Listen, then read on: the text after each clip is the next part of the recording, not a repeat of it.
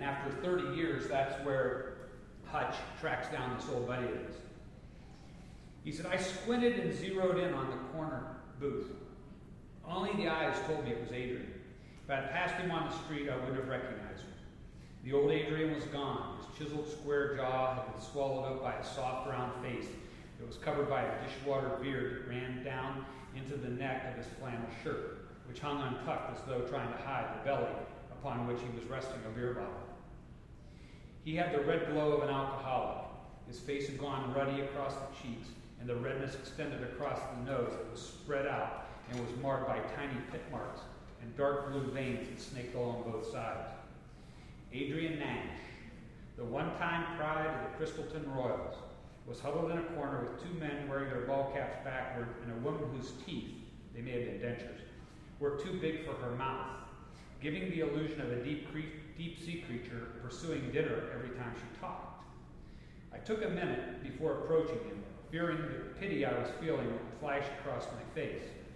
When I did approach, only the woman made eye contact. Adrian glanced up, but the eyes did not connect with mine. Hi, Adrian. The heads of all three men turned at the same time, as though controlled by a puppeteer.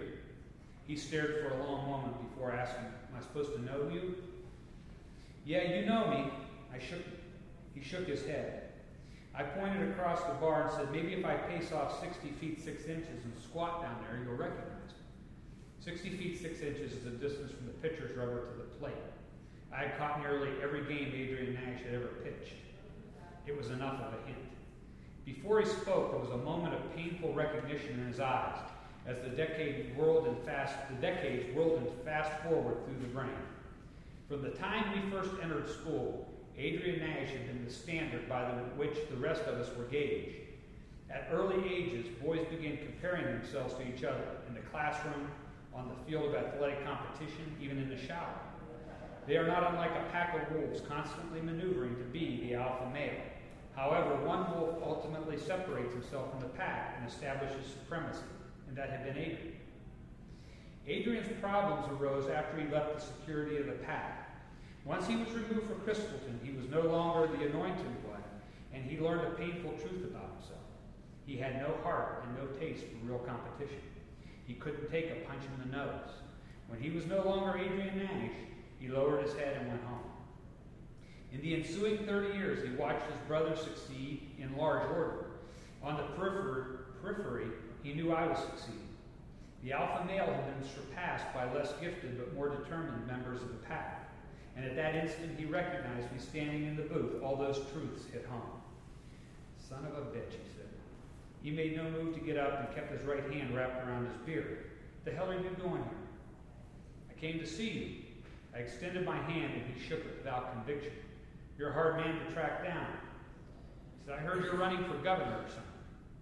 Attorney General. The woman was suddenly more interested. Attorney General for the state? I nodded. She slapped Adrian's arm with a backhand and says, you know him? He's famous. How do you know him? Her enthusiasm was making me uncomfortable. We went to school together, Adrian said. He was the slowest receiver in the history of Crystalton High School. It was a lame joke that made the other two men laugh. But he's famous now. Why didn't you tell me? Adrian ignored her query and took a hit on his beard. Do you have a minute, Adrian? Maybe we could talk. Go outside and talk. He frowned. How long has it been since I've seen you? I knew the answer. Christmas break, our sophomore years of college. Oh my God, you went to college? The woman asked Adrian. How come you never told me that? How about shutting up for 2 minutes, he said. It wasn't a request. It wasn't a request. The woman with big teeth and small mouth lowered her head. So when was it? 1975? What could you possibly have to say that you can't say right here? We have a little personal issue we need to discuss. What issue? These are my friends. You can talk in front of them. The two men looked up at me in anticipation. I said, okay, how about this? One-Eyed Jack is breathing free air, and he came to visit me the other day. Apparently, we had company up on Chestnut Ridge, and now he's anxious to tell the whole world about it. So, I'm not going to tell you how it ends, but at this point, Hutch has talked to all his buddies, and which is setting up for the end.